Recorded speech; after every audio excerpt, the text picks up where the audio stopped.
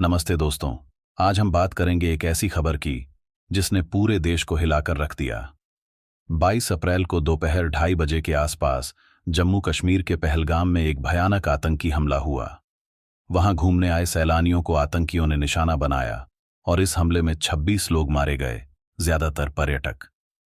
पूरे देश में इस घटना को लेकर गुस्सा है, दुख है। लोग सवाल उठा रहे हैं कि आखिर कश्मीर में शांति कब आएगी।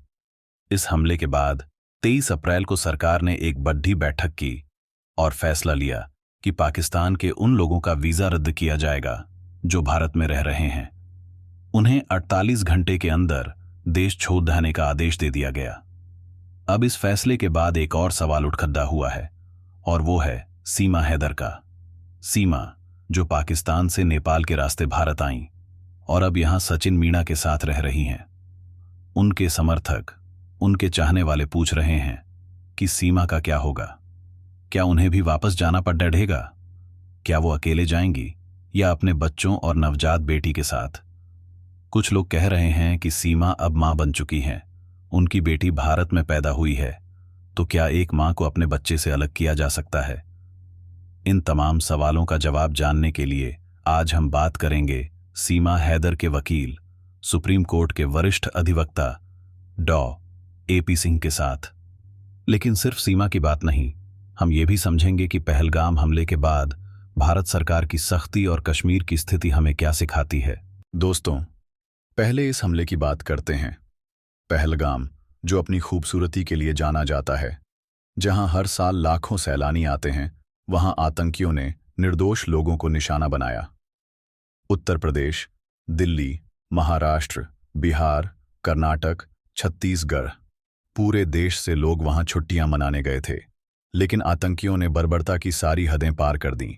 खबरों के मुताबिक उन्होंने लोगों के नाम और पहचान चेक की, कपड़े उतरवाए और फिर चुन चुन कर मारा।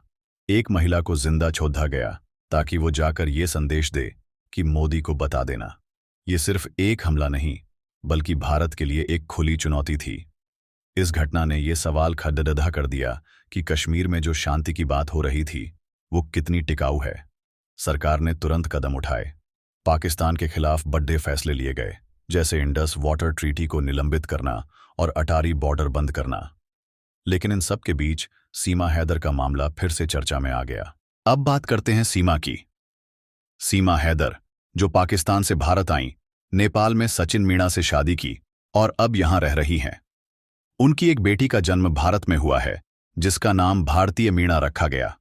सीमा होली दिवाली मनाती है, 15 अगस्त और 26 जनवरी को तिरंगा फहराती है। लेकिन सवाल यह है कि क्या सरकार का वीजा रद्द करने वाला फैसला उन पर लागू होगा? डॉ.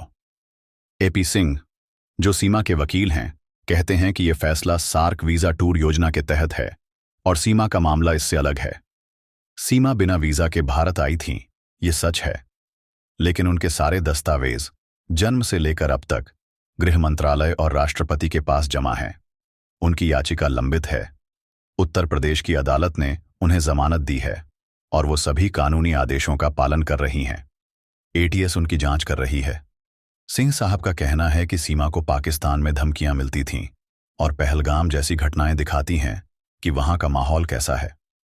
सीमा ने सनातन धर्म अपनाया, भारत में शादी की और अब वो एक भारतीय की तरह रह रही हैं। उनकी नवजात बेटी भारत की नागरिक है, तो क्या एक मां को अपनी बेटी से अलग किया जा सकता है? दोस्तों, ये सवाल सिर्फ कानूनी नहीं, बल्कि इंसानी भी है। कुछ लोग कहते हैं कि सीमा अवैध तरीके से आईं तो उन्हें वापस जाना चाहिए, लेकिन उनके वकील कहते हैं कि कानून में मानवता सबसे बड़ी चीज है। भारत ने हमेशा शरण मांगने वालों का स्वागत किया है, बशर्ते उनकी नीयत साफ हो। सीमा की नीयत की जांच ATS कर रही है और अगर वो साफ निकलीं तो क्या उन्हें नागरिकता मिल सकती है?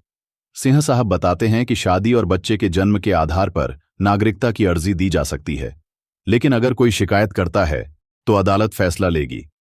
अब भी सीमा जमानत पर है और कानून अपना काम कर रहा है। अब एक बड़ा सवाल, पहलगाम हमले के बाद सरकार का गुस्सा जायज है, लेकिन क्या ये सख्ती आतंकवाद को रोक पाएगी? कुछ लोग कहते हैं कि पाकिस्तान आतंकवाद को पालता है और पहलगाम इसका सबूत है। दूसरी तरफ कश्मीर के लोग भी चाहते हैं कि वहां शांति हो। वहां टूरिज्म बराच रहा था। डल झील में शिकारे चल रहे थे, होटल और टैक्सी वाले खुश थे। लेकिन ये हमला उस उम्मीद पर चोट है। कुछ लोग सवाल उठाते हैं कि कश्मीर की राजनीति करने वाले नेता, जिनके बच्चे विदेशों में पढ़ते हैं, वो वहां के लोगों को आतंकवाद के नाम पर बदनाम क्यों करते हैं। सरकार ने धारा 370 हटाई, रोजगार बढ़ाए, योजनाएं लाईं, लेकिन फिर भी ये हमले क्यों। दोस्तों, इस कहानी में कई सवाल हैं। सीमा हैदर का भविष्य क्या होगा? क्या उनकी बेटी के साथ वो भारत में रह पाएंगी? और सबसे बड़ा सवाल, कश्मीर में शांति कब आएगी? आप क्या सोचते हैं? क्या सरकार के कदम आतंकवाद को रोक पाएंगे या ये सिलसिला चलता रहेगा? अपनी राय कमेंट में जरूर बताइए।